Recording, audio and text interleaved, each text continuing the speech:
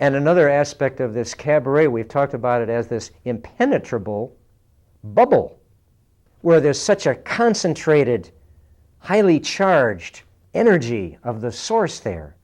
Look, I had all these women to myself while we were dancing. This was a fantasy fulfillment. It was impenetrable to any rivals. It wasn't one girl and 10 guys. It was one guy and 10 girls. I was the guy.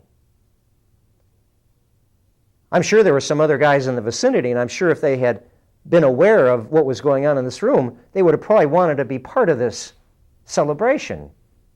But the force field was so impenetrable, I was alone in there, which was just the way I wanted it.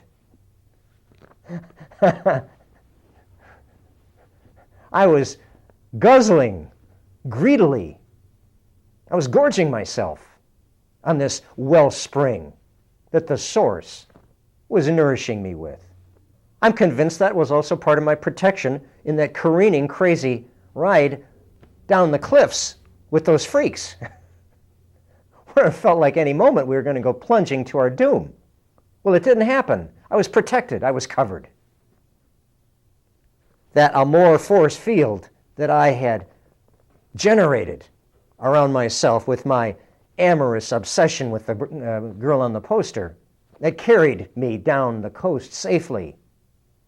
Jesus, with his outrageous rampages we talked last time, because he was doing the source's favor, because he was channeling the source's truth and doing the deeds the source commanded him to do and saying the words the source commanded him to say, he was protected by that impenetrable bubble. So when you surrender to that call of AMOR, that itch, that command, to that wellspring, you draw this protection to you, where these outrageous things you do. You're immune. Have to be careful. You'll see sometimes not so immune. But even that is part of the story, part of the drama that gives the source pleasure